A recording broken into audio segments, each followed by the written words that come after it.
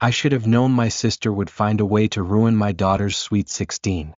But even in my worst nightmares, I never imagined she'd grab the mic, slur her way through a drunken rant, and declare in front of everyone, "This party should have been mine." The room went dead silent. The DJ stopped the music mid-beat. Guests froze mid-dance. My daughter, Sarah, still holding a slice of cake, blinked in disbelief. And my sister, Amanda? She stood there, teetering on her heels, gripping the microphone like she was delivering the speech of the century. But she wasn't done. 16 years ago, I was supposed to have a party like this, she continued, her voice rising. But did I get one? No. Instead, she flung her arm wildly in my direction, got pregnant and ruined everything. A wave of gasps rippled through the crowd. My parents, seated near the cake table, looked mortified. My husband went rigid beside me. And Sarah? She just smiled. Because my daughter had a surprise of her own. I had spent years making excuses for Amanda. That's just how she is. She doesn't mean any harm. She'll grow up eventually. But as I stood there watching my grown sister throw a tantrum at a teenager's birthday party, I realized something. She was never going to change. And for the first time in my life, I wasn't going to let her walk all over me. I took a step forward, ready to shut this down, but before I could open my mouth, Sarah lifted the microphone to her lips and said, "Oh, Aunt Amanda, I really thought you'd love the surprise." And with that, she turned to the DJ and nodded. The screen behind her flickered to life. The speakers crackled. And then, the video started playing. Amanda's smug face fell. Her jaw dropped. And then, she screamed. Because my daughter had just exposed her in front of everyone. And trust me, this was just the beginning. The moment the video started playing, the entire atmosphere shifted. 1 second, Amanda was standing tall, reveling in her delusion, and the next, she was completely frozen. The screen behind Sarah lit up with an old home video. The quality was grainy, the date stamped in the bottom corner from 16 years ago. But the voices? Crystal clear. And the very first thing we heard? Amanda's voice. "I don't want a sweet 16 party. I want a trip to Paris instead." Gasps rippled through the room. The guests, all the friends, family members, even Amanda's own husband, turned to look at her. On screen, teenage Amanda was throwing a tantrum, stomping her feet in the middle of my parents' living room. My younger self stood in the corner, very visibly pregnant, while my exhausted father tried reasoning with her. "Amanda, we already paid for your dress, the caterer, the DJ, then you imply them." Amanda shrieked. "I don't want a lame party. I want to go away. And if you don't give me the money, I'll just make it hell for everyone." The video cut off. Then, the entire room exploded. Some people gasped. Others whispered. My mother, who had been sitting at one of the tables, covered her mouth in horror. My dad just sighed, rubbing his temples in the exact same way he had in the video. And Amanda? She stood there, completely frozen. Her face turned beet red, her hands clenched into fists at her sides. She looked like she wanted to disappear. Then suddenly she lunged for the microphone again. That was edited, that's not. But no one was listening. Because my mother, for the first time in my entire life, stood up and shouted, "Amanda, enough." The entire room went dead silent. Amanda's jaw snapped shut. She turned to look at my mother, her eyes wide, her chest heaving. But my mom? She was shaking with rage. "You demanded we cancel your party." My mom's voice was sharp, unwavering. "You screamed at us for weeks until we gave in. And now, 16 years later, you're blaming your sister for something you did." Amanda shook her head furiously. "No. I deserved a party. I was just a kid. You were spoiled." My mom snapped. "And you still are." The room was completely still. Amanda desperately searched for support. But no one came to her rescue. Not her husband. Not her friends. Not even the guests who didn't know the full story. Everyone was just watching. Her face twitched with frustration. You could see the gears in her head turning, trying to find some way to turn this around. But there was nothing she could say. And then Sarah spoke again. "Wow, Aunt Amanda. I really thought you'd love the surprise." Amanda's breath hitched. The blood drained from her face. Her lips trembled with rage. You little... She grabbed the nearest champagne glass from the table and threw it across the room. It shattered against the floor, and that was when all hell really broke loose. The second that champagne glass shattered, the room erupted into chaos. Guests gasped. Some backed away while others just stood there, eyes wide in shock. The waitstaff froze mid-step, unsure whether to keep serving or start cleaning up the mess Amanda had just made. And Amanda? She was trembling with rage, her chest heaving, her hands clenched into fists. For a split second, I thought she might throw something else. A plate, a centerpiece, hell, maybe even the microphone, just to make her tantrum even worse. But before she could do anything, my mother grabbed her wrist. Enough. Mom's voice was low, firm, and ice cold. Amanda yanked her arm away. Oh, so now I'm embarrassing the family? What about her? She pointed directly at Sarah, practically spitting in her fury. She just humiliated me in front of everyone. Sarah, still eerily calm, tilted her head. You humiliated yourself. Amanda let out a strangled scream. Then she turned on me. And you, she snarled, jabbing a finger at my chest. You planned this, didn't you? You let your little brat set me up. I took a deep breath, forcing myself to stay composed. Amanda, no one set you up. You did this to yourself. All Sarah did was remind you of something you said. IT was 16 years ago. Amanda screeched, her voice cracking. I was just a kid. And yet here you are, still acting like one. The new voice cut through the noise like a knife. Was my father. Amanda's eyes widened in shock. Dad rarely raised his voice. If he spoke, you listened. And right now, he was done listening to her tantrum. You're 32 years old, Amanda, Dad said, shaking his head. And you're standing in the middle of a 16-year-old's birthday party, throwing a fit because you're not the center of attention. Do you even hear yourself? Amanda opened her mouth to argue. But then she looked around. And that's when she realized it. No one was on her side. Not her own parents. Not her friends. Not the guests.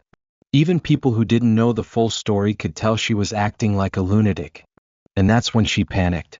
She turned to her husband, Matt. Eyes pleading. Say something. Matt just stared back at her. Exhausted. That's when I noticed how tired he looked. Like he had been dealing with this kind of behavior for years. Amanda's voice was smaller now. Matt, baby, please. He ran a hand down his face, exhaled slowly, and then, asterisk asterisk in the calmest, quietest voice, asterisk asterisk, he said, I'm done. Amanda flinched. What? I'm done, Matt repeated. With this. With you. You could have heard a pin drop. Amanda let out a nervous laugh. Matt, you're just mad. I'm not mad. He sighed, shaking his head. I'm embarrassed. The words hit Amanda like a slap. You ruined your niece's party, Matt continued. You stood in front of everyone and threw a fit over something that happened 16 years ago. And when it didn't go your way, you tried to break things. He shook his head. I can't do this anymore. Amanda's hands were shaking now. You don't mean that. Matt just stared at her. And then, asterisk asterisk without another word, asterisk asterisk, he turned and walked toward the exit. Amanda's breath hitched. Wait. Matt, but he didn't stop. And then, before anyone could react, Amanda ran after him. She was halfway to the door when her heels slipped on the champagne she had just thrown. She didn't just stumble. She collapsed. Art. Gasps rippled through the crowd as she hit the floor, the thud echoing through the ballroom. For a second, nobody moved. Then, Amanda let out a wail. Not of pain, but pure humiliation. She sat there, dress soaked, hair a mess, makeup smeared down her face. She looked pathetic. And the worst part? Matt didn't even turn around. He walked out the door, leaving her there. Amanda let out another broken sob. But no one rushed to help her. Not her parents. Not her friends. Not even me. And for the first time in her life, she realized she had truly, completely lost. Sarah walked over to me and took my hand. Best birthday ever, she whispered. I couldn't help but laugh. But this wasn't over yet. Because the next day, Amanda would do something none of us saw coming. I woke up the next morning expecting the usual fallout, a call from Amanda crying to our parents, or maybe a rage-filled text blaming me for everything. What I wasn't expecting was what actually happened. By noon my phone was blowing up. Not from Amanda. From everyone else. My cousin. My aunt. Even my coworkers. People who weren't even at the party were messaging me. Did you see what Amanda posted? Check Facebook right now. She's lost her damn mind. My stomach dropped. I opened Facebook and right at the top of my feed was her post. A long, dramatic rant where she had rewritten the entire story. In her version of events, we were the villains. According to her, I had always been jealous of her growing up, and when she was finally about to have her big sweet 16, I had selfishly gotten pregnant just to steal the attention. She claimed our parents had forced her to cancel her party for me and that she had been traumatized ever since. She accused Sarah of orchestrating the entire party just to publicly humiliate her and claimed our parents stood by and let it happen. She called me vindictive. She called Sarah cruel. She called our parents weak. And at the very end, in dramatic, bold letters, she wrote, "This is why I have no choice but to cut these toxic people out of my life.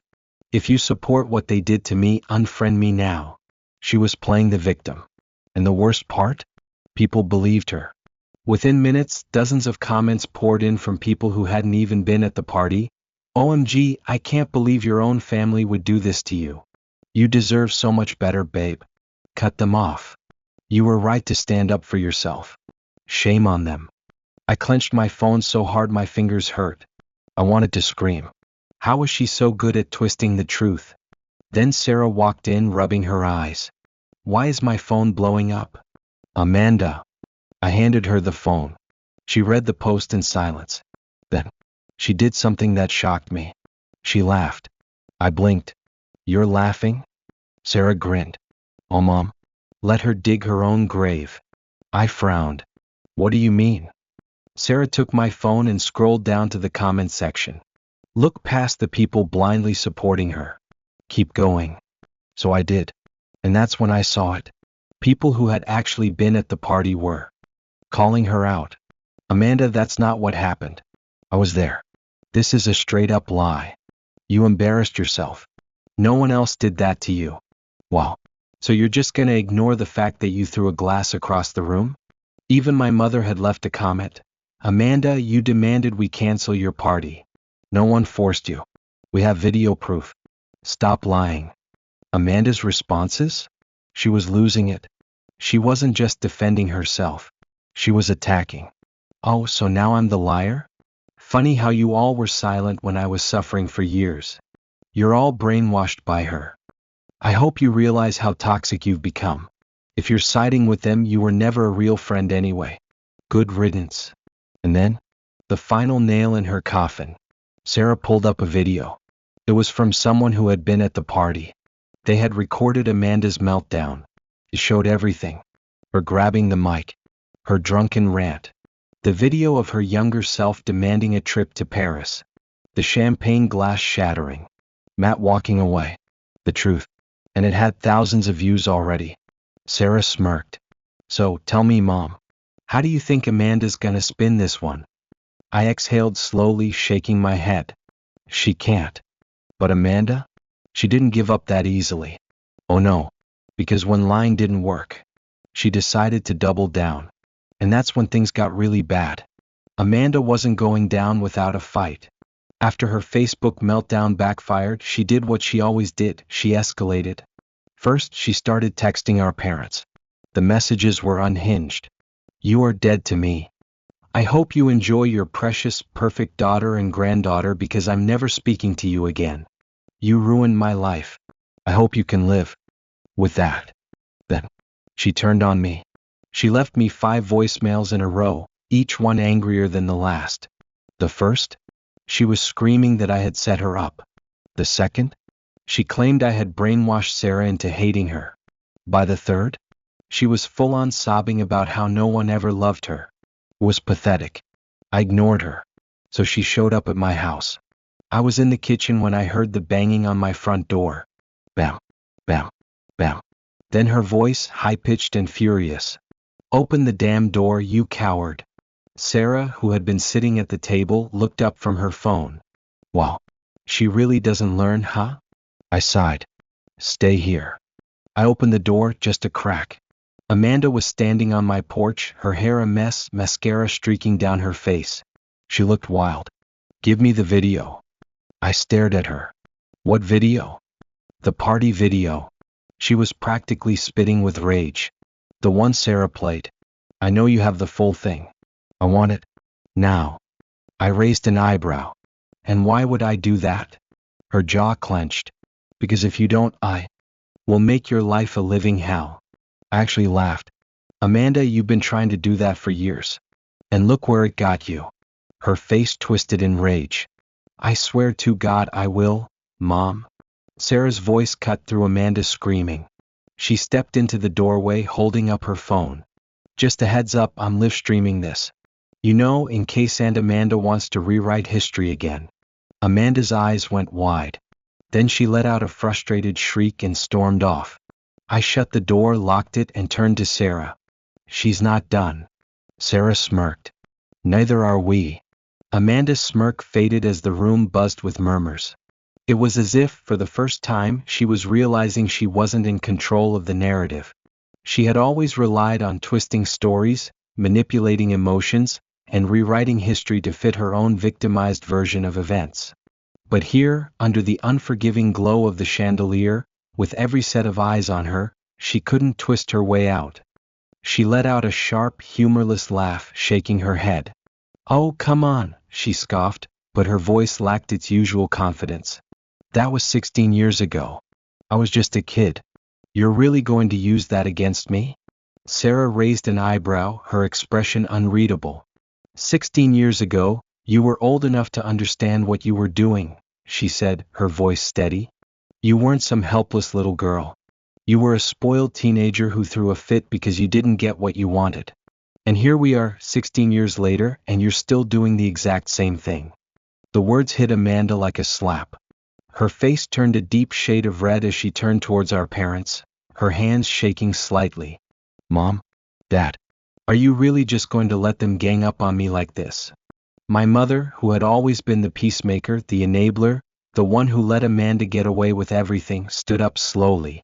For a moment, I thought she might defend her as she always did. But then she let out a tired sigh, shaking her head. Amanda, she said, her voice laced with exhaustion. No one is ganging up on you. You did this to yourself. Amanda flinched as if my mother had physically struck her. I was just trying to have a moment. I deserved a moment. This party should have been mine. Sarah tilted her head. Why? Amanda's mouth opened, then closed. You're 32 years old, my dad finally spoke, his voice firm, his disappointment cutting deeper than any anger could. And you're standing in the middle of a 16-year-old's birthday party throwing a tantrum because you're not the center of attention. Do you hear yourself? Amanda let out a strangled sound of frustration. You don't understand, she snapped. I had to give up so much because of her. She pointed a shaky finger at me. She got pregnant and ruined my entire Sweet 16. It was supposed to be my year, my party, my moment. Instead, I had to watch as she got all the attention as Mom and Dad put all their focus on her. It wasn't fair. A heavy silence settled over the room. I clenched my fists at my sides, feeling a mix of disbelief and rage bubbling inside me. You really think my unplanned teenage pregnancy was some sort of personal attack against you? I asked, my voice cold. Amanda's expression twisted. Sarah stepped forward, her voice soft but firm. You were given a choice, she said. You were given a party, and you threw it away because it wasn't exactly what you wanted. And now, 16 years later, instead of owning up to that, instead of admitting you made a mistake, you'd rather rewrite history and blame my mom for something she had absolutely no control over. The air was thick with tension. No one spoke. No one moved. Amanda's lips trembled. She looked around desperately, searching for someone to validate her, someone to back her up. But she found nothing. Even her own friends were looking away, whispering among themselves. My husband, who had been standing beside me in silence, finally let out a quiet chuckle. Amanda's eyes snapped to him. What's so funny? She demanded. He shook his head. You, he said simply. The fact that you actually thought you could pull this off. The fact that you thought, after everything you've done, after all the years of selfishness and drama, that people would still take your side. Amanda let out a sharp breath, her hands shaking now. This is ridiculous. I'm not doing this. She turned on her heel, making a beeline for the exit, but before she could take another step, the DJ's voice cut through the tension. Well, that was something, he said into the mic, but let's get back to the party. And to make sure we lighten the mood, I think it's time for a little surprise. Amanda froze. I raised an eyebrow. I had no idea what was coming, but when Sarah turned to me with a mischievous glint in her, I knew whatever it was, Amanda was not going to like it. Amanda's eyes darted around the room, searching for a single ally, but all she found were blank stares and barely contained amusement. Her breath hitched, her shoulders heaved, and for the first time in her life she realized she had lost. Sarah stood beside me, her arms crossed, watching with the patience of someone who knew exactly how this was going to play out. I could see it in Amanda's face, the slow, painful realization that no one, not even her closest friends, were going to defend her this time. She opened her mouth as if to argue, but no words came out. The weight of the moment pressed down on her, suffocating the delusions she had built around herself for years. Matt was done. My parents were done. The guests had already checked out of whatever spectacle she was trying to create. And as if on cue, the DJ, who had been silently waiting for some kind of resolution, leaned into his mic and said, "All right, let's get back to the party." The speakers blasted Sarah's favorite song, and just like that, the crowd moved on, laughter and dancing filling the space where Amanda's outburst had just taken place. No one was paying attention to her anymore. That was the final blow. Not the video, not the public humiliation, not even Matt leaving her. This was what shattered her the most. For Amanda, attention was everything. And at that moment she had none. Her breathing turned erratic, her hands clenched at her sides, and then, in a last desperate attempt to seize back control, she stomped toward me. "You set me up," she spat, her voice shaking. "You wanted this to happen." I tilted my head. "Amanda, I didn't have to do anything. You did this all on your own." Her lips parted, but before she could say another word, Sarah, standing with the confidence of someone who had just won the biggest battle of her life, spoke up. "Happy birthday to me, huh?" she smirked. Amanda let out a furious scream, yanked off her heels, and stormed out. No one followed her. No one even looked her way. It was over. And the best part? The real consequences hadn't even begun.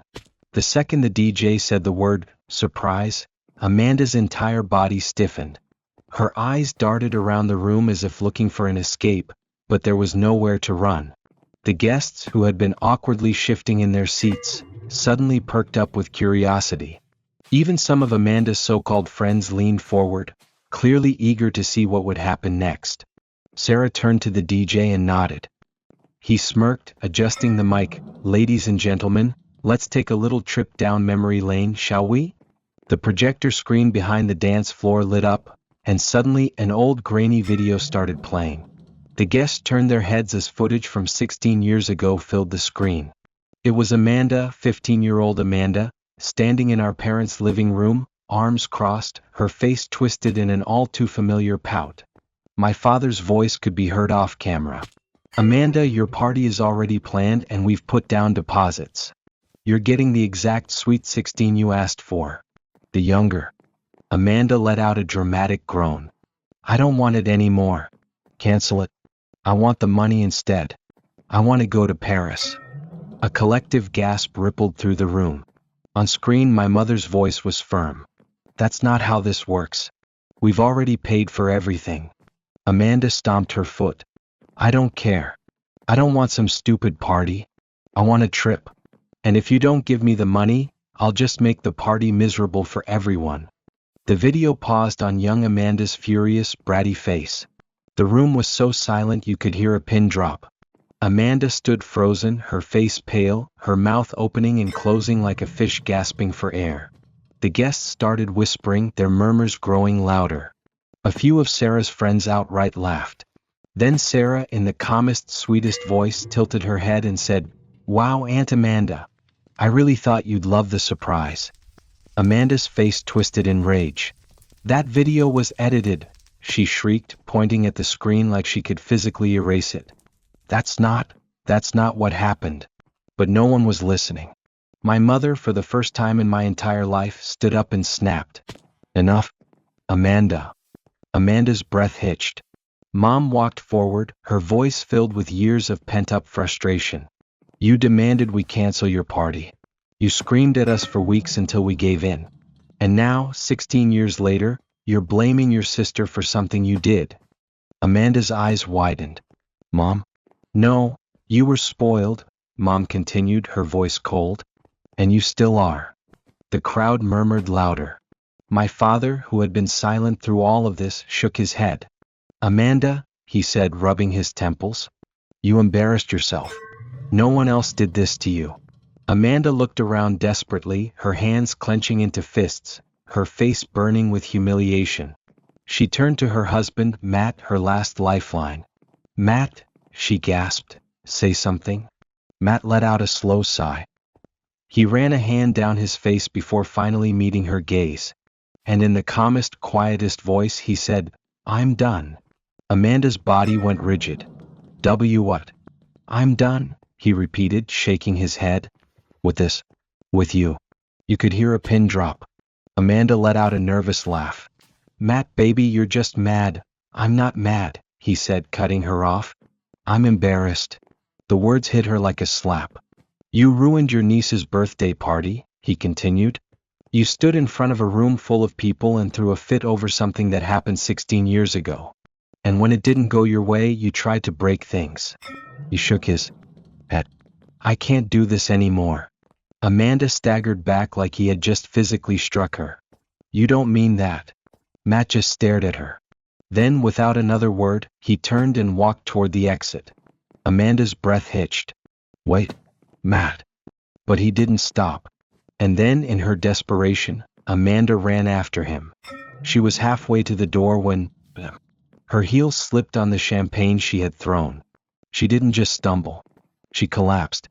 Art. The thud echoed through the ballroom. Gasps rippled through the crowd as she hit the floor. She sat there, stunned, her dress soaked, her hair a mess, her makeup, once perfect, now smeared down her face. She looked pathetic. And the worst part? Matt didn't even turn around. He walked out the door, leaving her there. Amanda let out a broken sob. But no one rushed to help her. Not her parents. Not her friends. Not even me. And for the first time in her life, she realized she had truly, completely lost.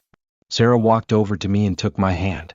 She looked up, her eyes still twinkling with mischief. "Best birthday ever," she whispered. I couldn't help but laugh. But this wasn't over yet. Because the next day, Amanda would do something none of us saw coming.